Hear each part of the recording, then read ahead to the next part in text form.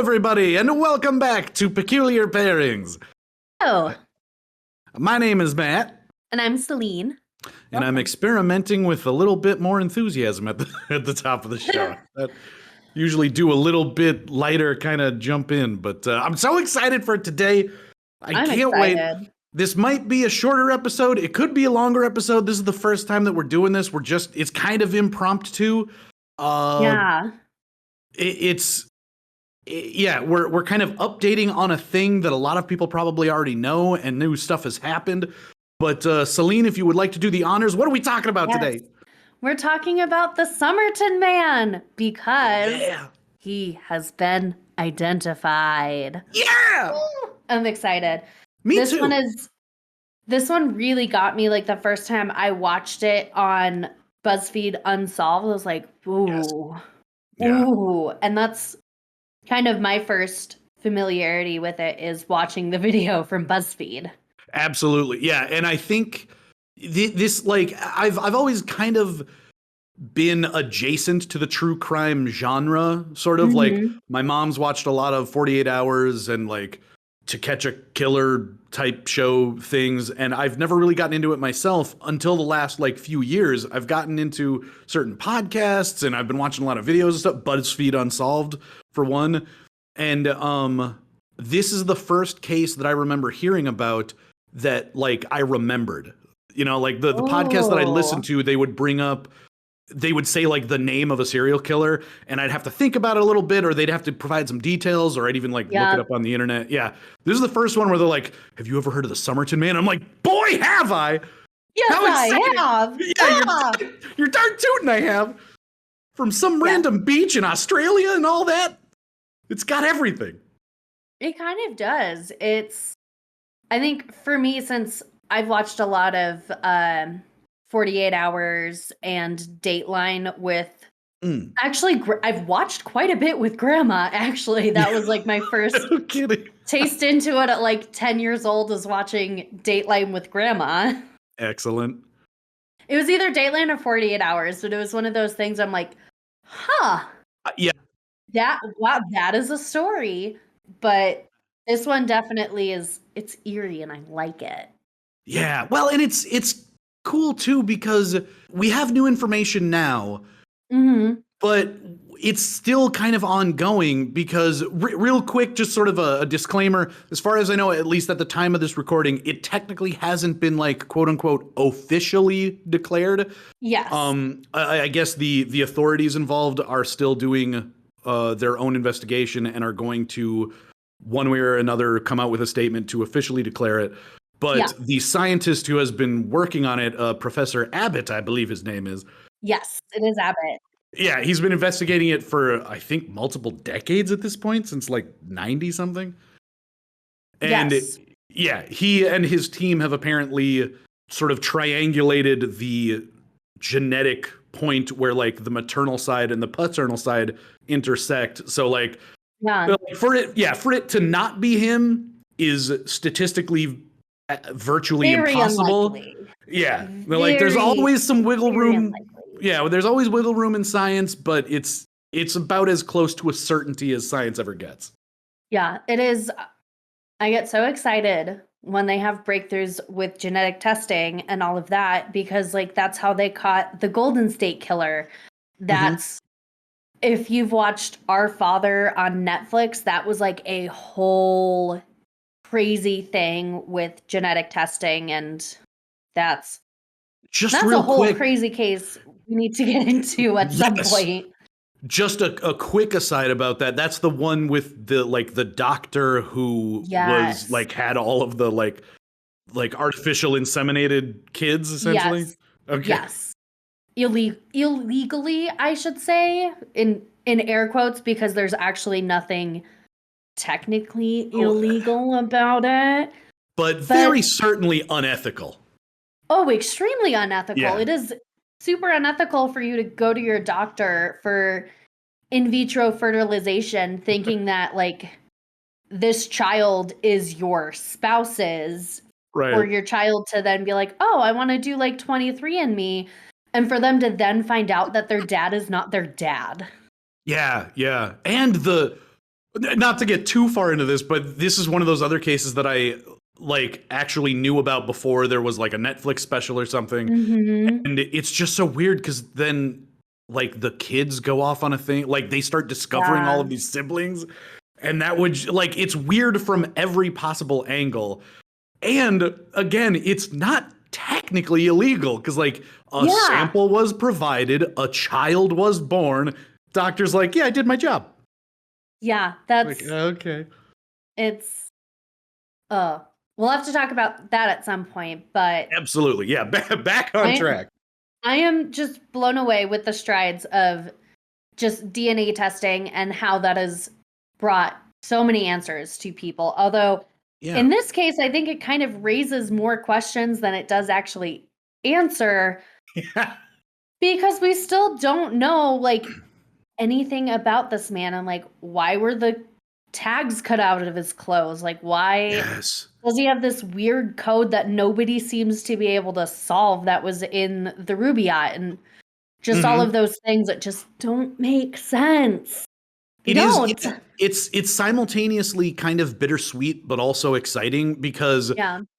it's a weird sort of morbid fascination that people have with true crime in the sense Mhm. that it's not about the people that got hurt. It's about like understanding the psyche of the people behind these weird acts and putting the puzzle to like, it's about the puzzle. It is the And puzzle. this one Maybe that's is one why of I like those. jigsaw puzzles.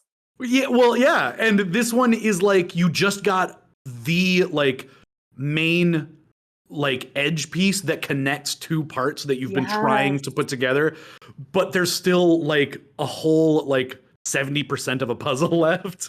So it's kind of It's bittersweet like, because it's like you've got this huge leap, but then there's still so much unanswered. like when you find that one piece you've been looking for and you're like, ah, yes, that Mhm. was satisfying. And then you're like, I still have so much of this left to do. But like that one piece, I've been looking for that this whole time. Yeah, that's a good way to put it. And Like now you've been I have focusing it. on just one. Yeah, you've had this whole ocean sitting here, but this one little piece you can't find. You finally find it, and you're like, oh shit, I still have all the rest of the puzzle. Yeah. So But at the same time, it is kind of nice just that like it's also bittersweet when you get an answer to a certain thing because then it feels like there's less incentive to go back to it. So in a weird way, this case is still really relevant and valid, even though we just got a huge piece of the puzzle. I know. I love that the way they even got the DNA in the first place, technically, is from like the original plaster mask that they made is that his hair got stuck in it. And the guy that made this mask had the foresight to be like, this might be important later and saved it. Like It's like, it blows my mind that he's like, I'm sure we'll probably be able to use this like at some point down the road for something.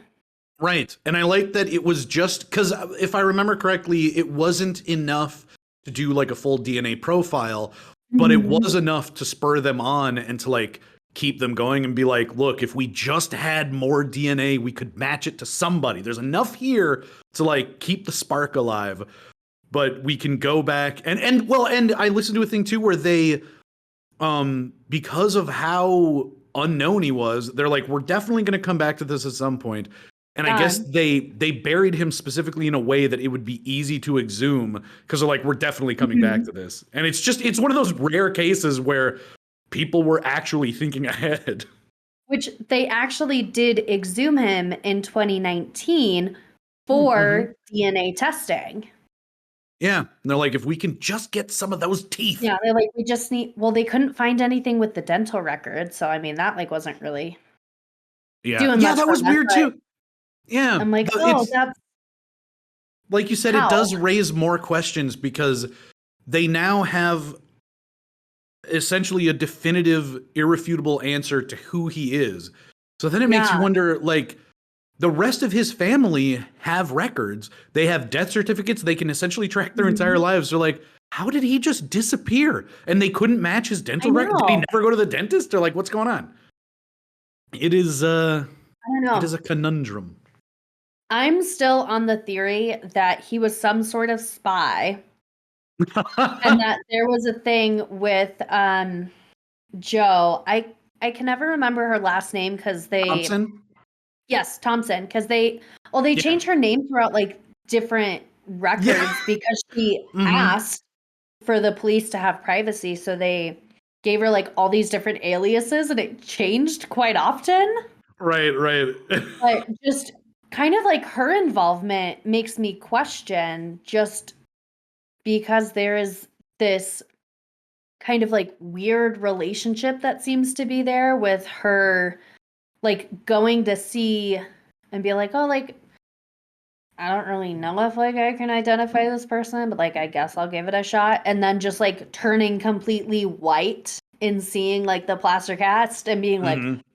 oh, oh fuck, kind of like I've seen a ghost kind of way. And they're like, Right. that's odd. And she's like, I don't know this man, sir. I Mhm. don't know.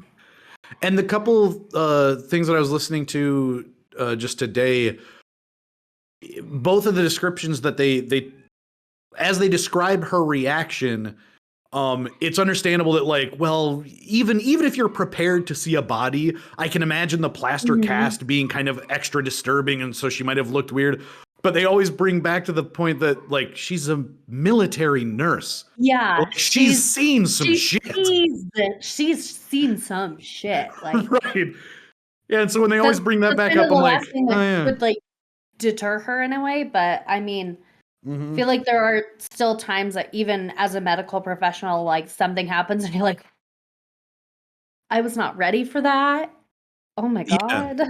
And it's possible, yeah, maybe that did just strike her at that moment as a particularly Possible. odd experience. But it is interesting to think that, like, out of all the things she most likely saw, the plaster cast, which would presumably be clean and, fairly free of blemishes or, Yeah. like, considering like a regular corpse, a plaster cast would probably be pretty easy to look at. But, anyways, it was Yeah.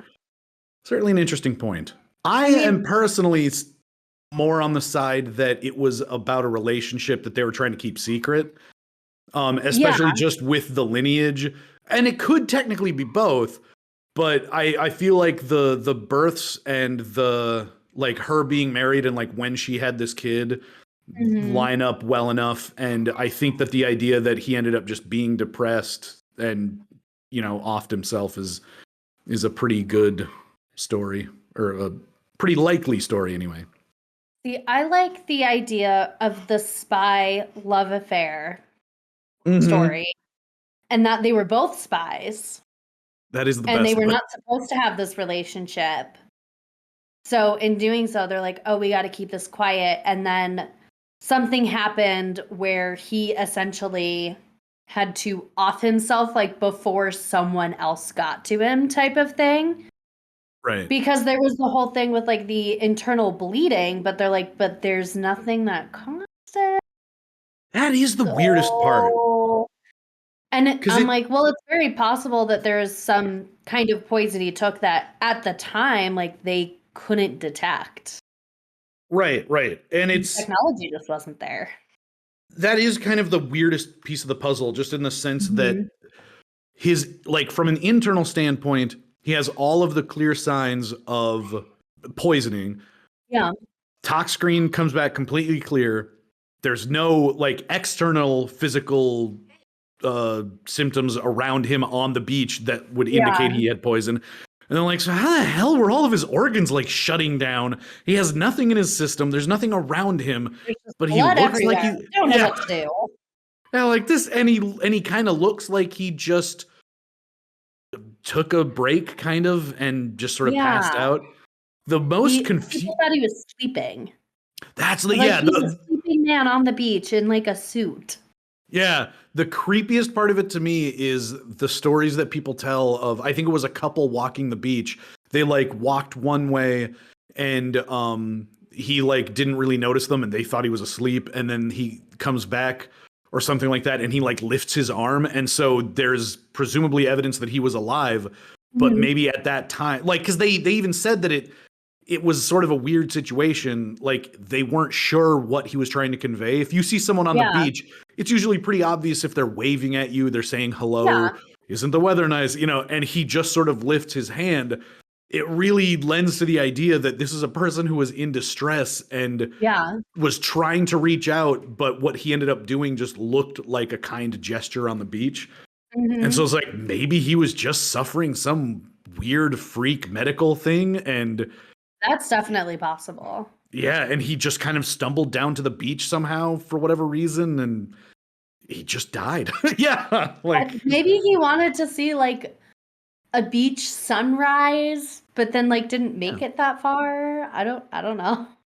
Yeah, and it's weird too that like he had that luggage with him that was in the locker at the railway station. Rail station, yeah. And he didn't try to bring it with him, but it also seems weird that like depending on how far he was traveling, it wasn't at a hotel nearby. Yeah. And so it's all so damn weird. I mean, I have also left my luggage at a train station, but that was because I couldn't check into a hotel until later, and I wanted to go do stuff during the day. So yeah, well, and maybe it's as simple as that. Like, yeah, he was just waiting for the next train, and he just had time to kill. Walked down to the beach, suffered some kind of thing, or I mean, I do the thing that points me most towards espionage. I do love that all of his labels on his clothes were removed. I like the secret pocket in the coat that they didn't find for like 8 months. It was like 5 or 8 months, something like that. Like something kind of ridiculous. And then they're like, there's a code in here. And I'm like, oh, yes. That is especially weird. I keep going back and forth on that because I was really gripped by that initially, but I realized I was listening to a lot of, if you listen to American coverage, they all refer to it as a secret pocket. Everything that I've listened to just about that is Australian based, like an actual news program, their version of the Today Show, whatever, they all call it a watch pocket. Like it's for a watch fob. Oh, like a little pocket watch. Exactly, yeah. So I don't know if maybe it was just the way that like their vernacular ended up being different from ours in terms of just talking about that, or if there's a trend in Australia specifically where they have that certain pocket in a different way that it would confuse American audiences, but not Australians. Ooh, I could see that. But at the same time, if it was that common for it to be a watch pocket, why no watch? Why was there a secret little code in there? I know. I think the code is the thing that gets me because it just doesn't seem to make sense. And it's weird because no one seems to be able to break it. And it kind of makes me think of like the Zodiac and like that code and the fact that nobody seems to know what the code is. And people have like tried to break it and it's just not happening at this point in time. Well, and a lot of people have been saying too that they've been speculating that it might be related to horse racing because they sometimes, at least back then, I suppose, would use certain codes. But at the same time, that would make sense. Which my only problem with that is if it were really that common, it wouldn't be such a mystery. You know what I mean? Like because they would have figured it out so much sooner. Yeah, and even if it was like a personal code, I feel like enough people who are familiar with the horse racing traditions of that practice or whatever would be able to look at it and be like, oh yeah, this is a guy it's a code for betting on horses. They trade them or whatever. I don't know. But yeah, it seems like they would be more definitively able to say that's what this is, or at least it's definitely what it looks like, versus we have no fucking idea what it is. It might be this, we're guessing. Yeah. Yeah, it kind of made me think in my own thought process and just kind of derailing the situation I'm like, man, like if we had this kind of code system, this would have helped us so much in World War II. Yeah. I think of like how we used Navajo because they kept breaking all of our codes and like cracking all of them. I'm like, well, damn, if we just had a code like this could have helped us so much. I'm like, I mean, we did have good codes at some point. I'm Yeah. like, but like we could have hired this guy. I think I was listening to the one of the last episodes they did for BuzzFeed Unsolved with Ryan and Shane was to revisit the Somerton Man, because apparently that was the very I watched first. that one too. Yeah, It yeah. was the first one and Shane wasn't in it. Yeah, that was real weird too. Because I think I actually did start with that one when I first started watching it, and then he has like 2 or 3 just sort of guest hosts for the first like 3 episodes, and then It's Shane the comes same in. person. Is it the same guy? God, I cannot remember his name, but he is part I of think the it's BuzzFeed. Brent. Yes, it's Brent. Yeah. He's in like the first 4 episodes, I think, and Okay. he ended up Didn't not want to. doing it just because he was committed to like other stuff. Yeah. But I do love that in that episode specifically, they're like, yes, when Brent died, and he's like standing in the background of the video and like the shadow.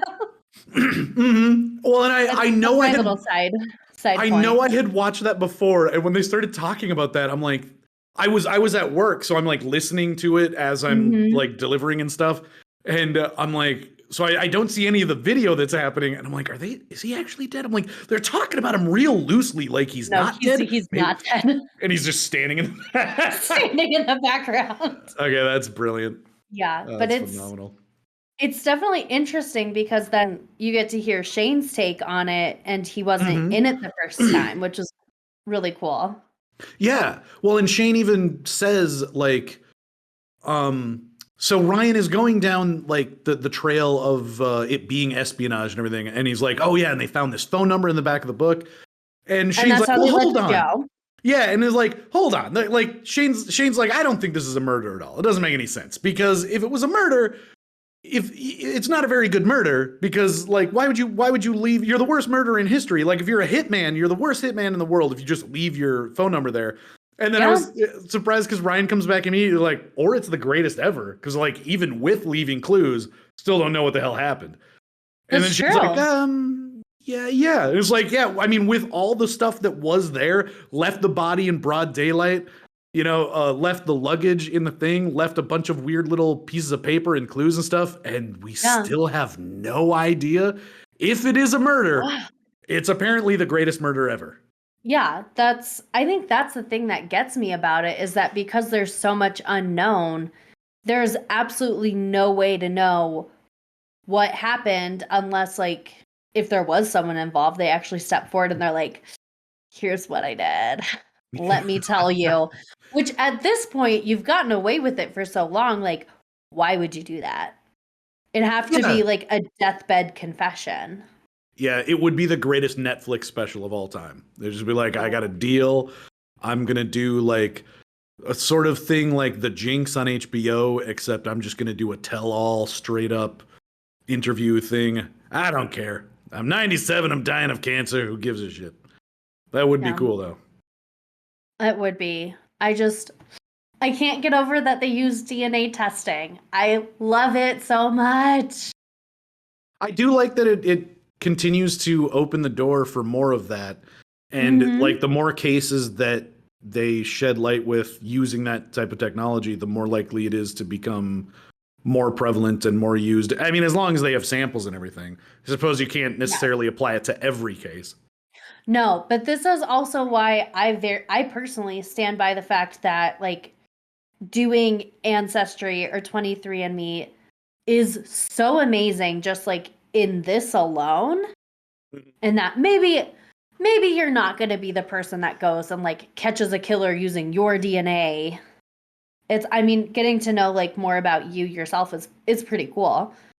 But I do like that just kind of contributes to that world, and that it has allowed for these strides to be made, because it's kind of giving that industry that little push that it needs to thrive.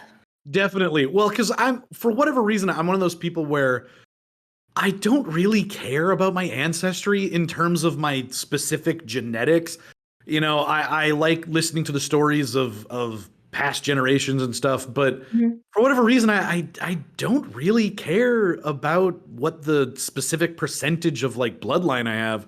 But the like listening to true crime and stuff, the number of times that they've gone to these sorts of databases and they're like, our technology only gets better the more people that use it.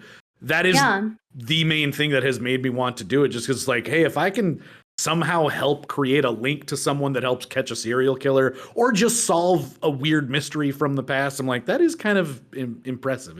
It is incentivizing us to actually join together and do, because it takes everybody. Like you have to get quite a large number of samples for this to work.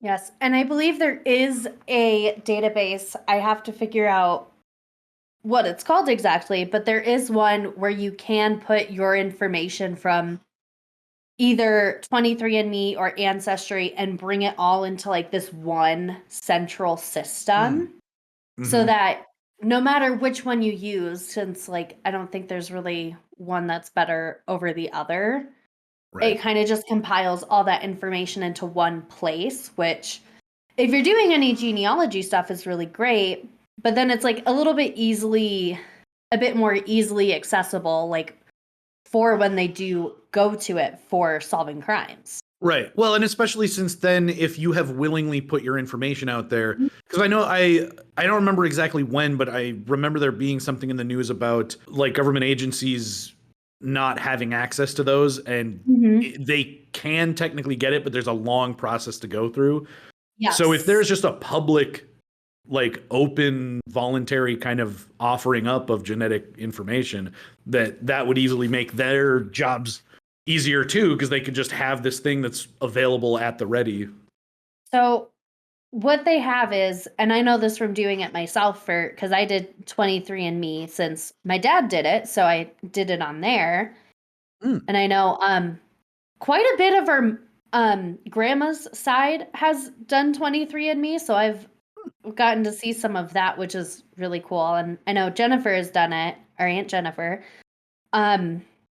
You do sign like all of this stuff saying like, hey, like you can use like my info for X, Y, and Z. And you can also say, no, I don't want you like sharing my information. So it does kind of give you the choice. So then if they do decide, hey, we want to contact this person, but they've decided not to share their info, they then have to like contact you if they want to use it for that. Whereas I'm like, I don't care. Take it. Take the information I have and go solve crimes. I'm like, it won't do anything, but still like take it, because I kind of don't care in that I only did the Ancestry portion of it. I didn't sign up for any of like the other genetic testing that you can do, just because I'm like, I don't want to do that right now.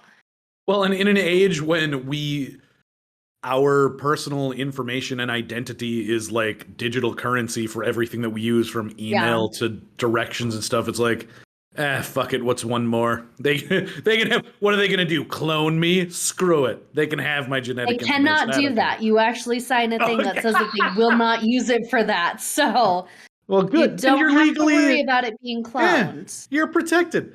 It is kind of weird because like at this day and age, I would be more afraid of them like I'd be more afraid of them having my phone number than my genetic info. What are they going to do with that? I don't, my social security number. No, I hate being called on the phone by random people. Right? Yeah, because I was going to go for like identity theft first, and I'm like, honestly, even just getting a bunch of robocalls, I'd rather not have robocalls and have someone attempting to illegally clone me than all the other shit. Like, oh, there's a evil version of me that's running around doing stuff.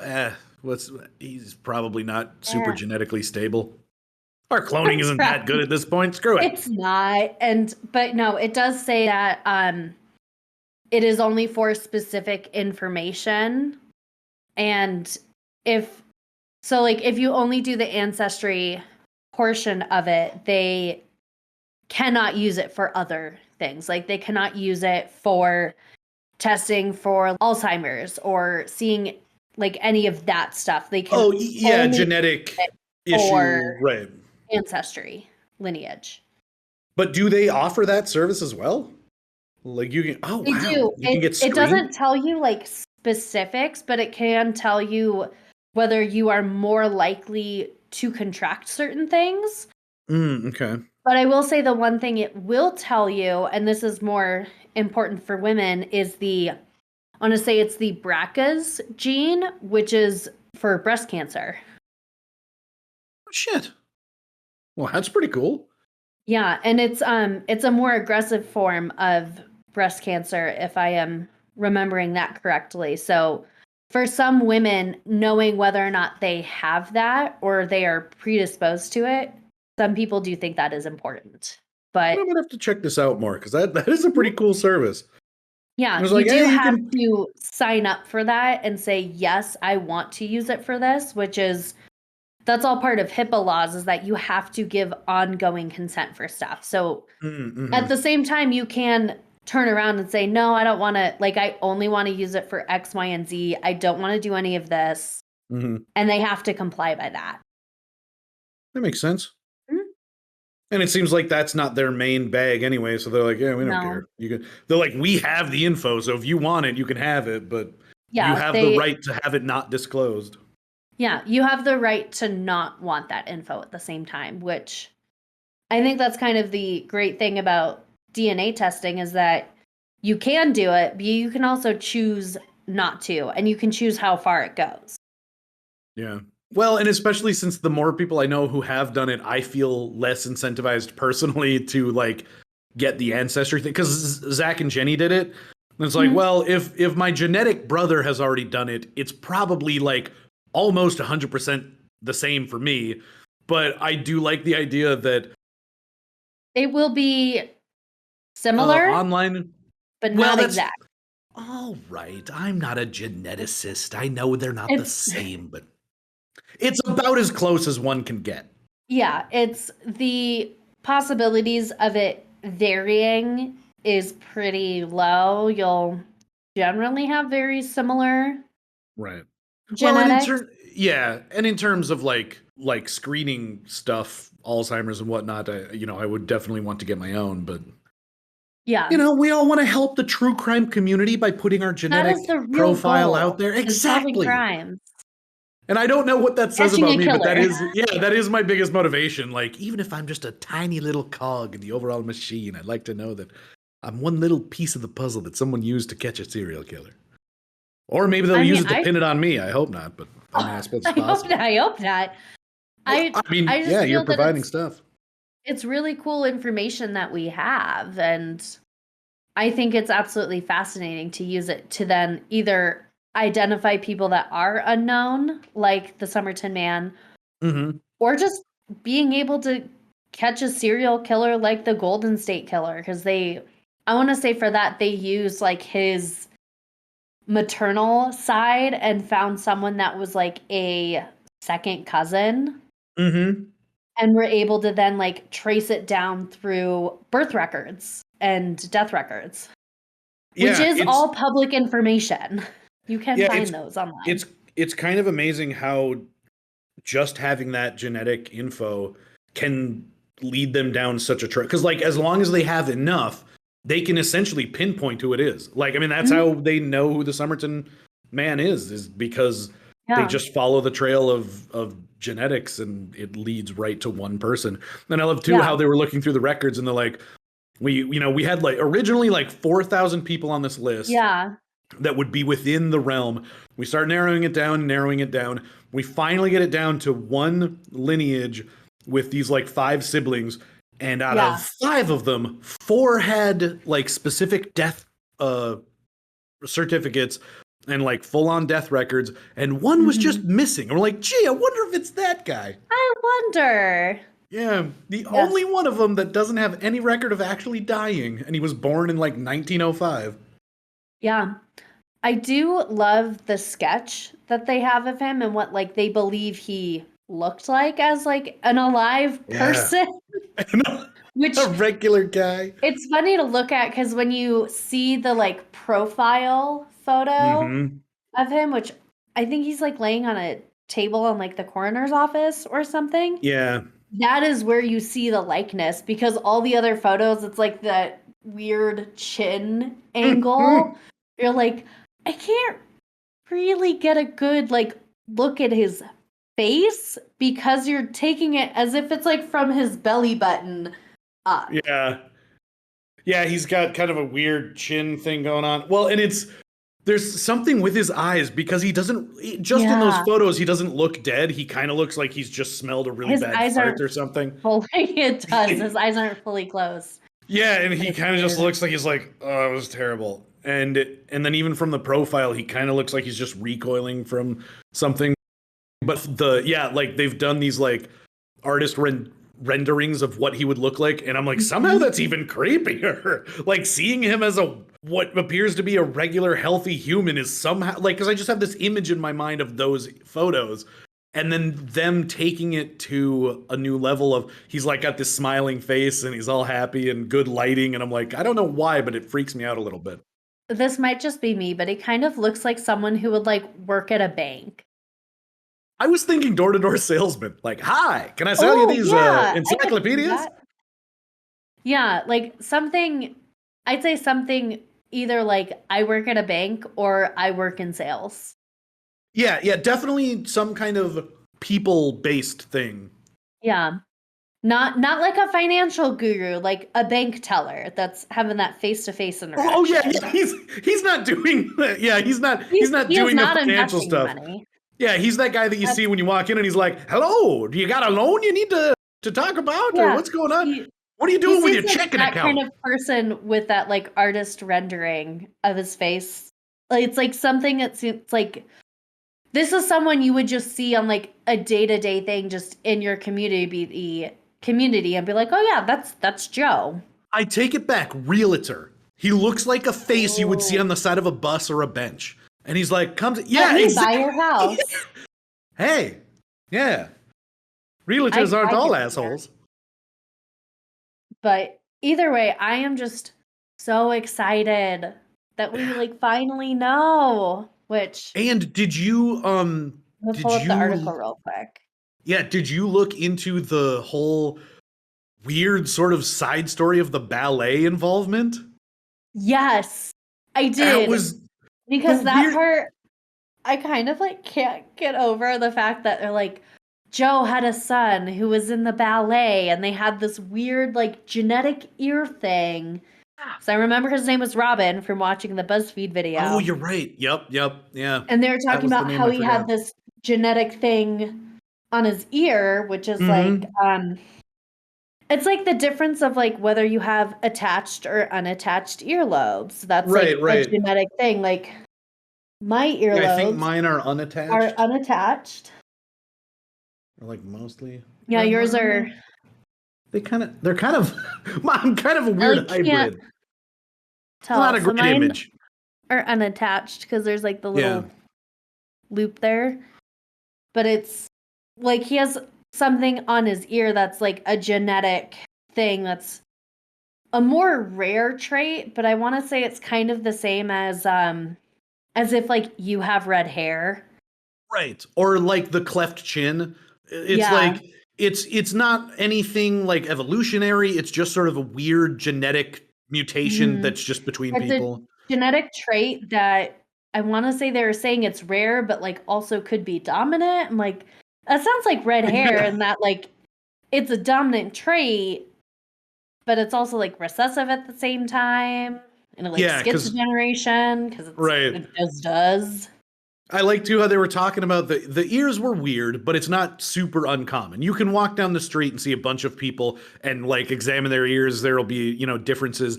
But then I like how they're like, but the teeth, the missing incisors, that's pretty rare. Thing. That's a pretty weird thing is the teeth. Yeah. And they're like, and even that, it's not so uncommon that you could pinpoint someone's identity just from that. But they're like, both of them at the same time. They're like, that's when we thought we had something. Because they're like, it's pretty incalculably low odds that he would just by random chance have the same genetic differences, whatever you want to call it. Yeah. I remember being like, oh, that's odd. Yeah. And it also seemed weird. I'm like, well, leave him alone, man. Some of us grew up with like big ears and stuff. Why are you talking about his ears so much? Yeah. And then they're like, yeah, but that was the key. Then his teeth. And you're like, I'm like, Don't God, look they're at just their teeth. let a dead guy rest, please. Good God, he just wants to. Why are you talking about his teeth so much? Oh, And they're like, no, this is going to lead us to his identity. And I'm like, oh, okay, go on. That sounds interesting. tell me more. But yeah, they started talking about his calves, and I'm like, God, they just won't leave this poor guy alone. So he's got freakishly large calves. And A they're like, well, lot of it's. dancers have very large, more prominent Yeah. calves because that's a In the, muscle you use a lot, yeah. which, and I can Going up say on your this tippy toes. And from from knowing like quite a few dancers, is that they've got these really muscular legs and they've got yeah. really nice calves because they're Yeah. just, Well, it's a if, muscle they use a lot. exactly. Well, if you've ever gone to a gym, and like the only real way to work out your calf muscles is like you basically stand on a wooden board and you hold like what is essentially a ballet bar, and you just go from like it's like 2 or 3 inches. You put your toes exactly. Yeah, you go Back and up and forth. down, and after 10, your calves are just burning. Like you want to die. It's so strenuous.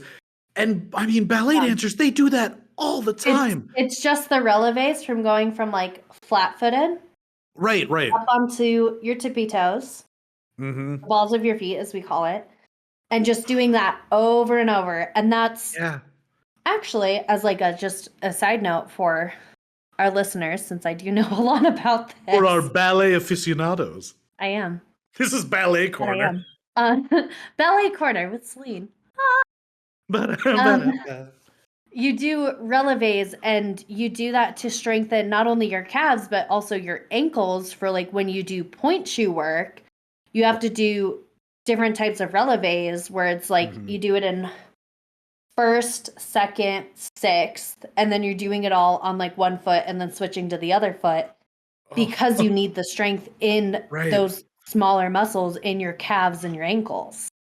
Yeah, and if there's anyone out there who ever has any like big burly like football guys who are like, ballet's for sissies. It's like, yeah, you go in and try to do those like prep exercises for 5 minutes and see how sissy like you think it is. Your legs are gonna be dying. Oh my God. It burns. You do like work up to it, and it takes for sure. time to work up to it, Yeah. but it burns. And there is a reason why, like, after a point, like just getting blood in your shoes is like not a big deal anymore. It is kind of weird to think, but it's just, well, there again, it's like, yeah, no, ballet isn't for weak people. It is endurance and just pure strength. And there again, anyone who hasn't done anything like that, really, just, you don't even have to go to the gym. Go get a block of wood and just stand by a wall and do 10 of those. Lift yourself off with just your calf muscles. You'll be dying. They're terrible, and they do it all the time. It's insane. But that's why he's got those calves. I loved how that was like trickled down even into to like the genetics thing. I know. Yeah, I'm like, and like his son was involved with ballet and had wicked calves, and then his Professor he Abbott sounds like just a regular ballet dancer. They all have wicked calves. and he's from Boston, so all like, we got wicked calves. But then like even Professor Abbott goes to meet the granddaughter, and she just happened, and she was even adopted. Like her parents gave her up, and she's still doing ballet. It's like a genetic thing. And he's like, well, it's coincidental. You're in a ballet. He had wicked calves. You have wicked calves? You both did ballet? Yay. And in the deepest parts of Australia, they're still talking like Bostonians. They're like, wow, dude, girl, you got wicked calves. And she's like, I know, Instead right? of like actual Australians, they're talking like they're from Boston. Well, would you look at that there? Those are some wicked calves. Calves? How does the Yeah, I got those like wicked calves. Like that's more Valley Girl. Like, oh my God, Becky. I know my Australian accent needs work, but it's getting there. Well, we're all gonna go down to the beach and find a dead body. Yeah. Oh dear. Oh no. Everybody want to go? Hey, Yeah. we're done with our plies for the day, huh? I will say I do love that Abbott, as like part of this investigation, went and was like, I'm gonna meet the granddaughter. I'm gonna like find all this information. and then they fell in love. It's like so wholesome in a way that crime is just bringing people together, as it does. I love that crime just brings people together. Maybe not so much in a romantic way, but I did love that in that story. I was like, oh. Yeah, not it's kind of rare that you get a story like that. Yeah. Well, and that also isn't somehow ruined inevitably by some kind of infidelity or That's true. abuse or something. It's like, no, he's investigating a crime. He finds the granddaughter of the person he's investigating and they fall in love.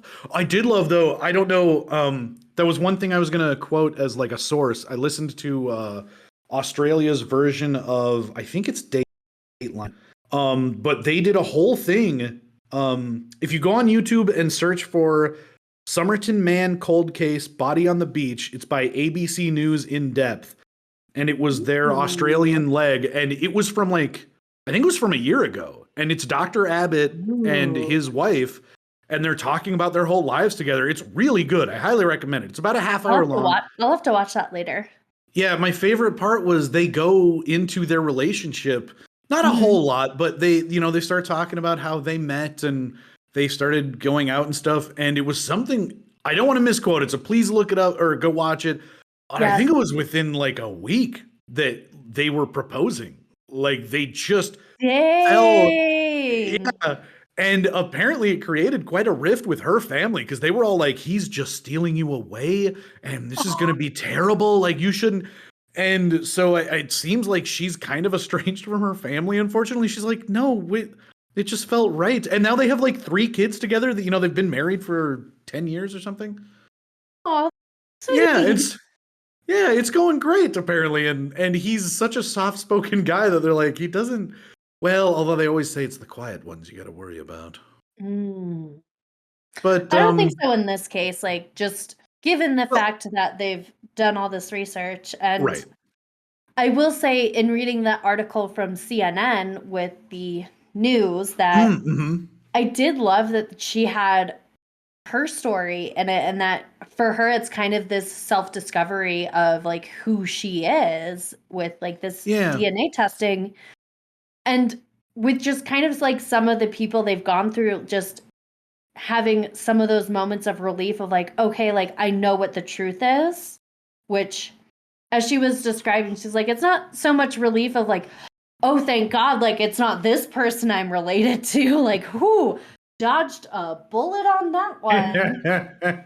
It's more that like she's a step closer to the truth and she's like, okay, like I know that like this is the truth and I know that this person is not the person I'm related to. I know it is someone else, and that finally going down to Charles Webb being like, okay, like this is the answer I've been looking for, which I will say is interesting because I am pretty sure that is one of the people that has been speculated to be the Somerton Man is Charles Webb, but they didn't really know until now. Right. And to be fair, I think that was mostly spearheaded by Professor Abbott. Again, like he's just been working on this for so long, but they couldn't prove it until now. And I imagine it's very satisfying to just be like, this is who I thought it was, and now I can fucking prove it. And not just one way. I like how he talks too about how they went down the entire paternal lineage and they went through the trouble to like map the entire maternal lineage too. And they're like, we're we did sure both sides, not just the one. And it came down to him perfectly. Like it has to be him. But yeah, even for her, like you were saying, it's not even necessarily about specifically being related to any particular person, just that now she knows, and as humans, that's just a weird form of closure of just like, I have the info, I just know it now. And it's just so sweet, the whole ballet thing where it's like she was so far removed from her whole family and she was still in ballet, and then she meets her she meets her mom later on, and her mom is involved in stage shows and ballet, and it's a pretty good story. Yeah. Dance really does bring us together. It does. It sets the soul free. Dance and true crime. Yeah. But anyways, I've kind of forgot. I sort of rolled over it, but that's why we're celebrating. We sort of threw this episode together at the last second. I'm enjoying some champagne and some chocolate cake in honor of someone reclaiming their identity. I don't really have a scoring for it. We just kind of threw it together. I'm not really a champagne person, but it's what it is. Chocolate cake's hard to go wrong with. That's true. I did not have time to get champagne or cake, so I just kind of threw together stuff I had for one of our upcoming drinks, since I have been meaning to try it before we record, like I usually do. But I do know what champagne tastes like, and I do know what cake tastes like. So I'd go off of that if we were scoring, and probably give it a solid 8, because I do like both. But I feel like sometimes the two together can be like a little much. Yeah. But I do enjoy it, so that's my opinion. I'm gonna give the champagne a 4. I just don't think I'm a carbonated wine person. It's barefoot bubbly, and it's a brut rosé. I personally like rosés. I like a Moscato. Mm-hmm. I'm like I think the only champagnes or sparkling wines I've had before were some kind of lighter white something. I just don't think I like champagne a little bit more than like the brut or like the dry. Unless I'm mixing the dry with something sweet, which I do have a drink for us at some point that I will share with you later. That nice. It is involved with champagne, but it does have a lot of sweet to it, so the dry is like better, so it's not too sweet. Sort of like a mimosa or something. Yeah, it is like a mimosa. Or a sangria. I went with sort of honoring our grandparent heritage. I went with German chocolate cake. And I'm a lover of coconut chocolate cake. Yeah, and it's drizzled with chocolate. It's pretty good. It's working out. And it's just store-bought, but I probably would have gone with that, or like I'm a huge fan of red velvet, which I know our family has an affinity with like a specific red velvet from like a certain person that only bakes it for our family because she doesn't make it anymore. Apparently, yeah. Which is like, I do really enjoy that cake, but I just like red velvet just because it is that cream cheese frosting. Yeah. So it's a little, it's not like as sweet. It's got a little bit of a tartness to it, which is why I like it. I agree. Yeah. If I had chosen cake, it would have either been that or German chocolate, because I do like both. Yeah, well, and I'm not much of a sweets guy, but I do love coconut, and for whatever reason, I forgot that that's part of German chocolate cake. Oh my god, so good! It's working out pretty well. I got too big of one. It's like a quarter of an entire cake. Ooh, but I can just save it and put it in the fridge. Exactly. Just save the rest for later. And now you have breakfast tomorrow. That's probably not the best breakfast. I had dinner. No. I had breakfast for dinner a couple days ago, and now I'll have dessert for breakfast tomorrow. There you go. That's like, I don't know if you do this, but we do this where you get cake on your birthday for breakfast. That is like how you start the day. And I did at one point in my life, I had a big like cupcake that was like the size of like a Costco muffin cupcake. Yes. I didn't have time to eat it in the morning, so I just took the whole thing on the bus to school. Oh my god. I was like, why do you have that? And I'm like, this is my breakfast. It's my birthday. Shut up, it's my birthday. Shut your mouth. Oh, that makes sense. I'm like, it does. It does. Just let me have this. So, I mean, it could be your unbirthday tomorrow.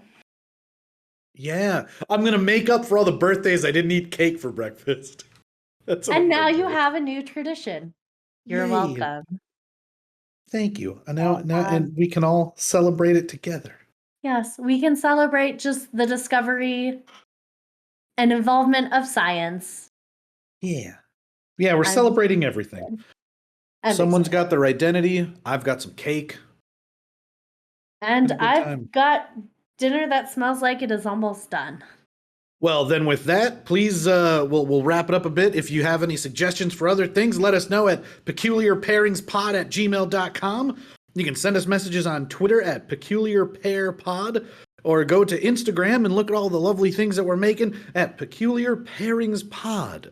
You can also check us out on Patreon and send us stuff or whatever. Yes. I am working on making some drink videos for everyone to follow along with on Instagram. Oh, okay. I am going to videotape videotape. Well, that aged me a bit. I'm going to videotape the next one. I have a short video for this one as well, but I haven't posted it yet. Videotape. Ugh. Well, anyway. It was the 90s. If you weren't changing the tracking on your VCR, you weren't alive. Yep. Get the squiggles in the right. Yeah. Until all right, well, next you go time, have listeners. Yeah. Everybody go have fun. You go have dinner. I'm going to go put some cake in the fridge. Until next time, listeners. See you next time. Thanks for listening. Bye.